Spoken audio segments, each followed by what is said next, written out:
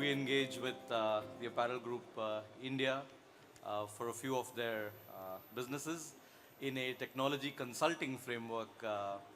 And the chapter that we'll be able to cover today is more customer experience. And our engagement's recent, less than a year.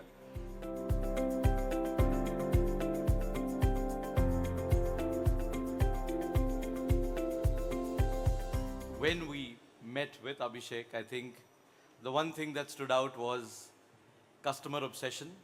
And that's why we are talking about the track of customer experience via technology as a route.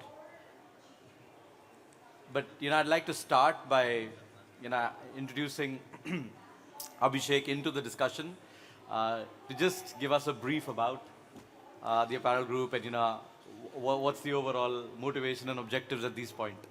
So I think Apparel Group in India, we operate around 12 brands. Some of the major ones are Aldo, Charles & Keith, Bath & Body Works, Victoria's Secret, which is the latest addition to the portfolio. Then we've got certain value brands, R&B, Daiso. Into the apparel space, we are with Beverly Hills Polo Club, and then beauty is with Ingot. Also, we in the F&B space, we have Tim Hortons as a business.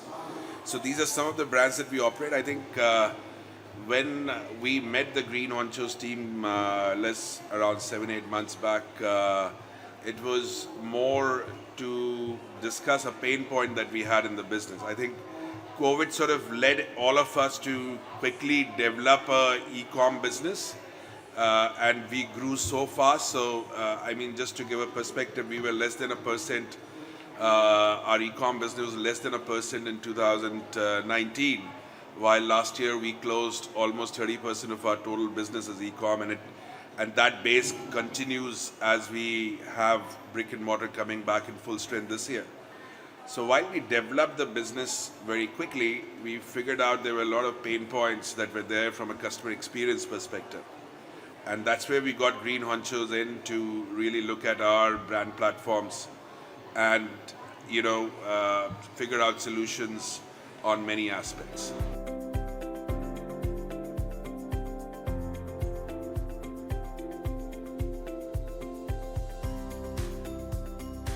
I think from that customer obsession perspective, the brands have great following globally.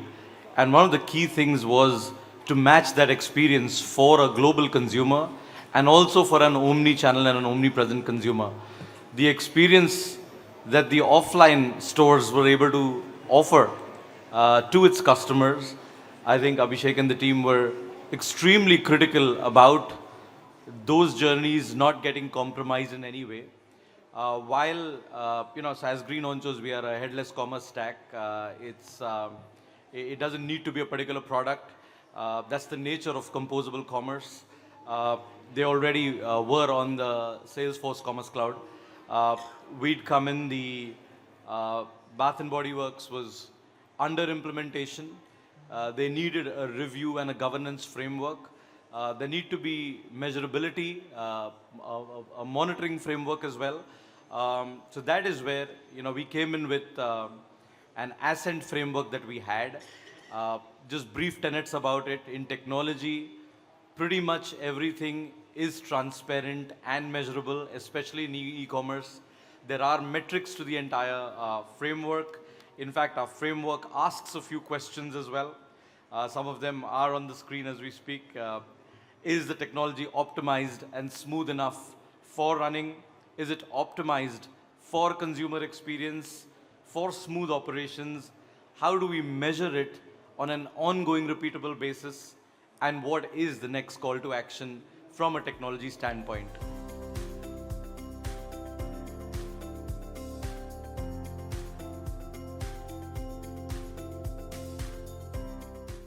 The monitoring framework that we had was about a 16-point, 14-point, framework. It was across the website stability, across the operations checklists. One of the gentlemen asked about, from a customer experience perspective, it's not just there are many actually leakage points. It starts right at outside of the website at the entry funnel point. It could start from an ad or from a social media communication or from any such attribution. Then it lands at the website. That is the first part, which is even before a consumer has a purchase intent. He has a glance intent. And then from an add to cart to a cart to conversion, there are a lot of monitoring frameworks out there. Also for a global brand, I think the UI UX is very tightly governed by global standards. Now that cannot be compromised at all. We've had the experience working with almost all Reliance International brands as well. So we were able to bring those best practices of global brands, bring in that rigor of UI and UX. Also, the last mile journey is very tailored in India from a logistics and a payments perspective. I think if I remember correctly, Abhishek, you were mentioning at the start that those were areas and the checkout wasn't as optimized. Yeah, so I mean, we wanted the site to be very functional from a customer perspective. So simpler checkout processes, better UI, UX, loading times, and the whole sort of flow of the site and the experience part from a customer perspective was critical to what we were trying to achieve.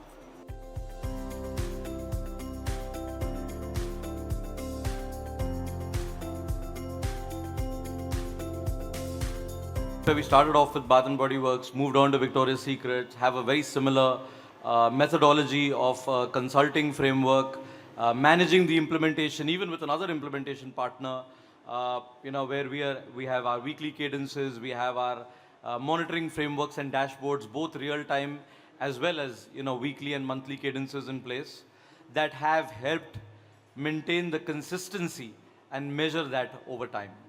I'll probably just add one more thing. As retailers, we know what we want on the site, but sometimes we don't have the talent in-house to define those parameters from a tech perspective. And I think that's, as we were building up our business, we realized, getting clear definitions were very important, and putting a structured framework around that was very important. And that's where I think the GreenHonchos team came in and really helped us out. That's our time. I think we finished it off in a quick 7-8 minutes. Anything more to add and open to questions?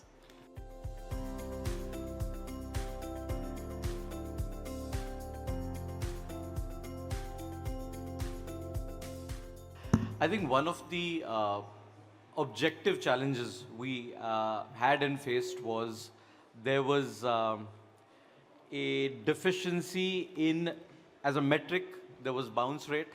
As a metric, there was load time. That was one of them. And the other was the cart to conversion. Obviously, the load time was more, and I'll talk quickly about the solves on that. We realized that at the entry funnel itself, first of all, GA4 was not, or Google Analytics updated wasn't tracking it effectively. Therefore, the wrong measures itself were there in place. It was showing a bounce rate in single digits, which clearly was the events weren't firing. So what couldn't get measured correctly couldn't get improved. We came in and first fixed that as a technology intervention with MarTech. And that resulted in us being able to, within month one itself, really figure out what the benchmarks were. And we went in with a UI UX mild revamp of the homepage. Obviously, there were brand guidelines to adhere to, but there was video loading up. They were not the most efficient methods of being able to show in, especially a mobile responsive methodology. I think that really elevated the entry funnel itself from a consumer experience. From an objective standpoint, that was one that we picked up within the first month itself. We had identified cart to conversion and checkout to be a bit mangled from a user experience perspective, especially since consumers were using multiple formats of payments in India, including UPI and the way it was configured in a box with Salesforce. At that time, we were working with an implementation partner. We completely, I would say, modified, because in India it is an OTP-based checkout. even on SFCC. From that journey to the messaging, to the notifications, to the speed of that checkout, to the way the addresses pre-filled were, showing up, that entire optimization I would call as fairly objective because we were able to see one metric going up there, which was the cart to conversion. So at the entry funnel, there was bounce rate and page speed insights from a load on web and mobile. That was very objective because we had also earlier done a study with PwC that even the first contentful paint is even a 1 second has about a 15% increment or decrement in your conversion rate. So we were able to see that as an exit funnel too.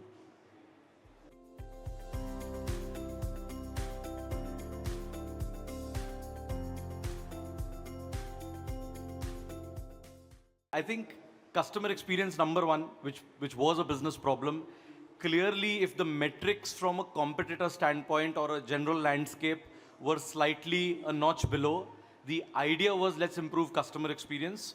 While customer experience may be a slightly subjective matter, but clearly there is objectivity when it comes to revenue and conversion.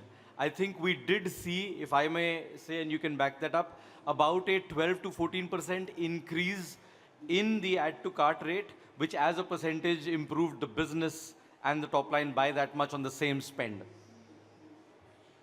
Does that answer My the question was similar is to Abhishek is that what are the business KPIs or specific performance you expected from the GreenHonchos when you engaged them, and over a period of say what was the time, 6 months, 9 months, 1 year, what was the shift?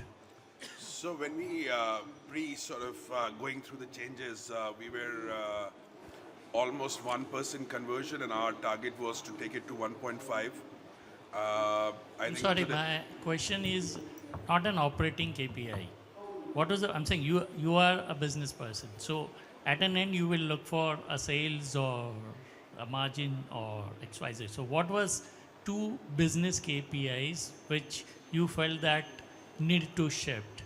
And what was the shift after the engagement? So we were looking at almost a 30% growth into the business, through this process, and that was supposed to be driven through a higher conversion on the site, as well as at different stages of funnel where was the business customers getting lost out. In that journey, I think we're almost there now. Before we started with that initiative. And pretty much on track to that number now. So, and from a timeline perspective, this journey and the measurement has been about 6 months now.